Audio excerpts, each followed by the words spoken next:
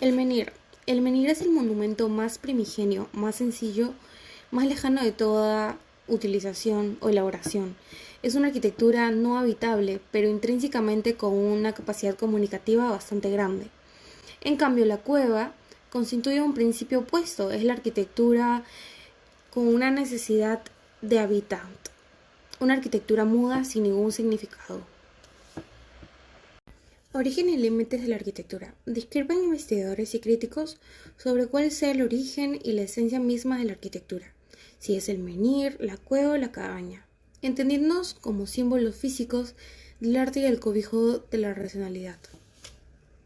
El menhir, en una definición estricta, es un monolito hincado verticalmente, pero frente a este elemento prehistórico hay muchos otros ejemplos. Un árbol por sí mismo no es considerado como arquitectura, pero este mismo árbol en el paisaje o circunstancia puede ser trascendental, según la atención y la carga del significado. Un árbol puede llegar a ser un menhir. En el caso de Caballón de Oviedo, símbolo urbano cuyo derribo significó la apertura de la ciudad hacia el progreso en el siglo XIX. A modo de venir, pues, los árboles singulares han sido y siguen siendo objeto de culto, casi sagrado por diversos pueblos. Por ejemplo, el roble o el carballo. Por su parte, en la arquitectura histórica tenemos los ejemplos más perfectos del menhir antiguo. Las pirámides de Egipto, el obelisco egipcio, monumentos funerarios o religiosos, o también nuevos símbolos vivos en sus respectivas ciudades, como la Torre Eiffel en París, erigida como motivo de exposición universal. Frente a estos menhires antiguos podemos considerar como verdaderos menhires en nuestros días todas esas modernas torres de Babel que crecen hasta chocar el cielo, los rascacielos, los monolitos. Otro claro ejemplo más contemporáneo es la Torre de Collserola en Barcelona, construida por Norman Foster, como motivo de las Olimpiadas de 1996. Hola, mi nombre es Frija Cometivos y en esta oportunidad les voy a hablar acerca de las cuevas. Como bien sabemos, las cuevas es una gruta natural que por sí misma hoy en día podremos llamar arquitectura por sus condiciones geológicas. También la cueva es cobijo. Eso quiere decir que sirve como refugio y protección en esa época contra los animales y las condiciones climatológicas que a veces variaban. Las cuevas que estaban siendo habitadas por los hombres de la prehistoria se caracterizaban por tener todos los muros llenos de pinturas rupestres. Estos eran de forma de animales, personas, sus actividades domésticas y algunos dicen que también podría ser una parte de ritual.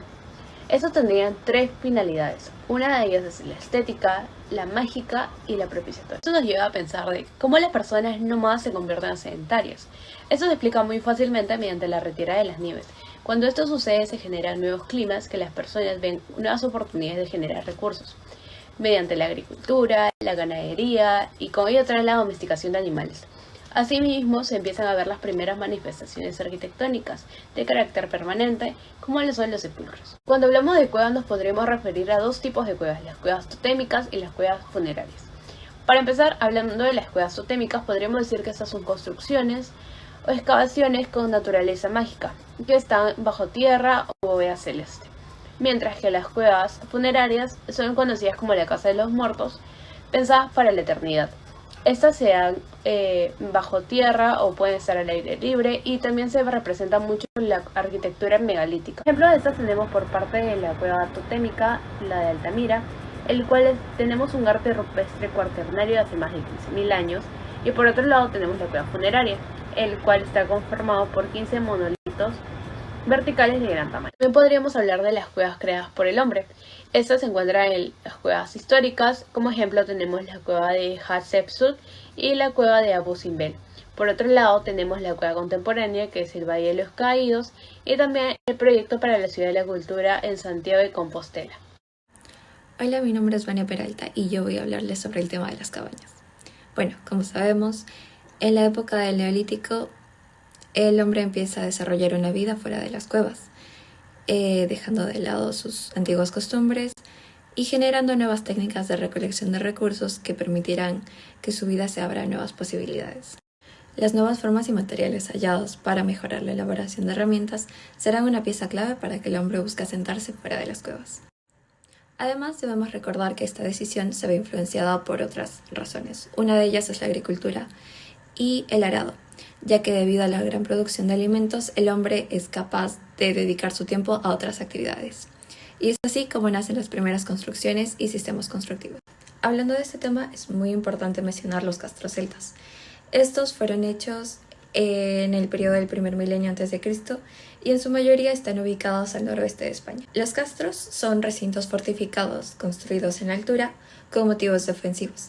Estos están conformados por casas con planta circular y techos de paja.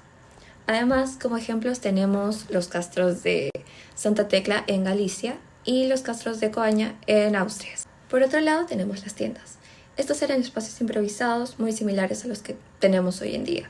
Si juntamos unas estacas, una cuerda y una tela, tendremos una tienda que nos recordará mucho a las que existían en las épocas primitivas como las que existen en la actualidad. Entonces podemos concluir que las cabañas significan el inicio de la arquitectura. Ahora vamos a hablar sobre la construcción de cabañas. Y bueno, empezamos con el historiador Marc-Antoine Laguerre, que en su obra nos dice: el hombre quiere construirse un alojamiento que lo proteja sin enterrarlo. Es a partir de esa frase y de toda la descripción que el historiador hace que nosotros entendemos el origen de la cabaña como una consecuencia de la evolución de un espacio simple a un espacio cubierto a modo de tienda de campaña.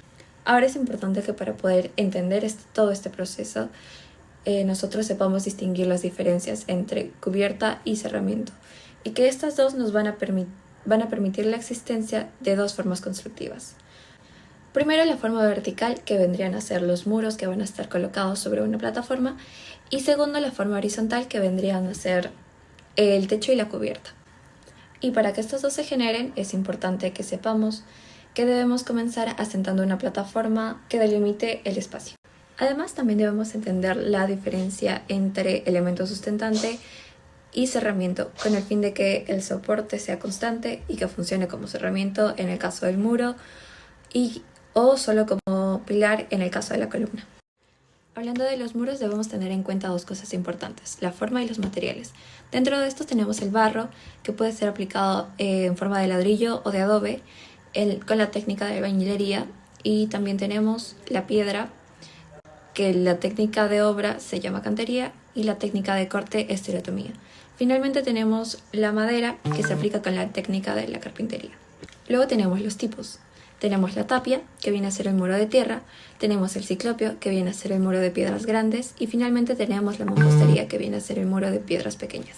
Hablando ahora de la columna y el pilar, sabemos que esta primera es un soporte de sección con forma circular y el pilar es también un soporte, pero con una sección de forma cuadrada o rectangular. También tenemos que mencionar a la ménsula, que es una especie de voladizo en el muro que transfiere una carga vertical, y el contrafuerte, que es un pedazo de muro adosado a otro que se encarga de transferir el peso lateral al suelo. Finalmente hablaremos de la cubierta. Existen de dos tipos. Primero, la dintelada, que es la que ejerce presiones verticales, y dentro de esta conoceremos el dintel. Es aquel que está apoyado en los extremos y cubre un vano. Sin embargo, este no puede ser de gran anchura. Como segundo tipo tenemos la abovedada, que ejerce presiones laterales, que genera un contrarresto, y dentro de esta tenemos el arco. El arco es una cubierta curva que puede cubrir vanos muy anchos, pero sin embargo va a necesitar de muros gruesos para cubrir las presiones laterales que este genera. Y bueno, con esto hemos concluido. Muchas gracias.